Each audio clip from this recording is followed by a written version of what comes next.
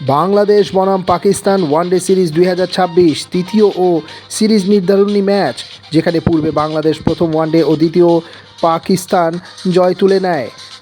স্বাধীনতার মাসে টাইগারদের বিজয় সেই পাকিস্তানের বিপক্ষেই মাত্র 11 রানের রুদ্ধশ্বাস জয়। তৃতীয় ও ফাইনাল ম্যাচে সিরিজে প্রথমবার টসে হেরে প্রথমবারের মতো ব্যাটিংয়ে টাইগারদের সামর্থ্য প্রমাণ করার দিনে ওপেনিংয়ে তানজিদ তামিম প্রমাণ করেন কেন তিনি স্পেশাল। সাইফ হাসানের সাথে শতক রানের পার্টনারশিপ গড়েন 2026 সালের প্রথম। সাইফের বিদায়ের পর শান্ত জুটি গড়েন অর্ধশতক রানের পার্টনারশিপ তামিমের সাথে। শান্তর আউটের পর লিটনকে সাথে নিয়ে তামিম তুলে নেন তার ক্যারিয়ারের প্রথম শতক। 7টি ছয়, 6টি চারে 107 বলে 107 রান। আউট হয়ে ফিরলে ক্রিজে থাকা লিটনকে সাথে নিয়ে হৃদয়ের রানের চাকা সচল রাখার চেষ্টা করেন। লিটন আউট হয়ে ফিরলে মাঝে ঋষাদের 0 রানে ফির হয়ে আউট হয়ে যাওয়া এবং আফিফকে সাথে নিয়ে 290 5 উইকেটের লড়াকু পুঁজি এনে দেয় টাইগারদের। 48 রানে অপরাজিত থাকেন হৃদয়। বাংলাদেশ 290 5 উইকেটে 50 ওভারে, যেখানে 300+ রানের সম্ভাব্য স্কোর দেখাচ্ছিল। জবাবে পাকিস্তানের আক্রমণী শুরু ফারহানের, তবে তাসকিন চেনান তিনিকে। ইনসুইং বলে টার্ন করা বলে বোকা বনে লিটনের হাতে ক্যাচ দিয়ে ফেরেন ফারহান। অপরদিকে দ্বিতীয় ম্যাচের সেরা ব্যাটার মাজ সাদাকাত রানাকে ছক্কা মেরে ভয়ঙ্কর ইঙ্গিত দেন, তবে পরের বলেই রানা চেনান তার জাত।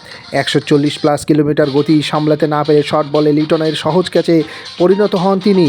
পাকিস্তান 2 ওপেনার হারিয়ে দিশেহারা। তাসকিন এদিন পেস ইউনিটের দলপতি বোলিংয়ে ফিরে পাকিস্তানের মেরুদণ্ড মোহাম্মদ রিজওয়ানকে ক্লিন বোল্ড করে পাকিস্তানকে চাপে ফেলে দেন। পাকিস্তানের 2 নতুন মুখ গাজী ঘড়ি সাদ মাসুদের অভিষেকের দিনে গাজী ঘড়ি চমৎকার শুরু এনে দেন সামাদের সাথে পার্টনারশিপ গড়ার পর, তবে তাকেও ফেরান তাসকিন। অনুসরণ করে speed star Nahid Rana inside এজে বোল্ড করে গাজী ঘড়িকে ফেরান। এরপর ক্রিজে আসেন পাকিস্তানের শেষ ভরসা সালমান আলী আগা। টাইগারদের ওপর ছড়ি ঘুরিয়ে আক্রমণ করে খেলতে থাকেন আব্দুল সামাদকে সাথে নিয়ে। আব্দুল সামাদ ভয়ঙ্কর হয়ে ওঠার আগেই ক্রিজ কাটারে পরিণত হন। পরাস্ত হয়ে লিটনের দুর্দান্ত একটি ক্যাচে পরিণত হন সামাদ। ফিরলে সামাদ মাসুদ আসেন ক্রিজে।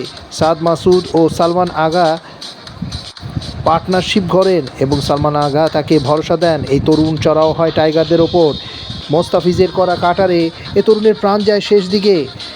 টাইগার প্রেমীদের উল্লাস। তবে অপর প্রান্তে ভয়ঙ্কর হয়ে ওঠা সালমান আগা তুলে নেন তার ক্যারিয়ারের সেরা শতক।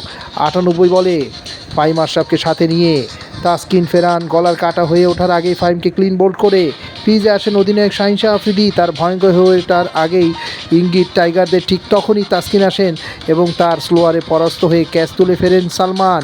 পাকিস্তান দল বিমর্ষ। শেষ দিকে মোস্তাফিজের ইনজুরি ও তার বাঘের ন্যায় গর্জন খেলা চালিয়ে যাওয়ার সাহসিকতার পরিচয়।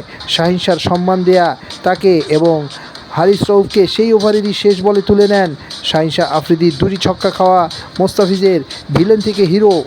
শেষ পেরেক ঠুকে দেন রিশাদ। তারই পিএসএল সতীর্থ শাহিন শাহকে বিতর্কিত ওয়াইড থেকে বেরিয়ে স্টাম্পিং করে আউট করা মুহূর্তেই ফেটে পড়ে গ্যালারি। 11 রানের নাভিশ্বাস তোলা জয় তুলে পায় টাইগাররা। প্রায় 11 বছর পর দ্বিতীয়বারের মতো ওয়ানডে সিরিজ জিতল। টাইগারদের ঘরের মাঠে ঈদের উপহার দিল দেশের কোটি ক্রিকেট ভক্তদের। মোহাম্মদ সামিরুল ইসলাম, স্টার ক্রিকেট বাংলাদেশ।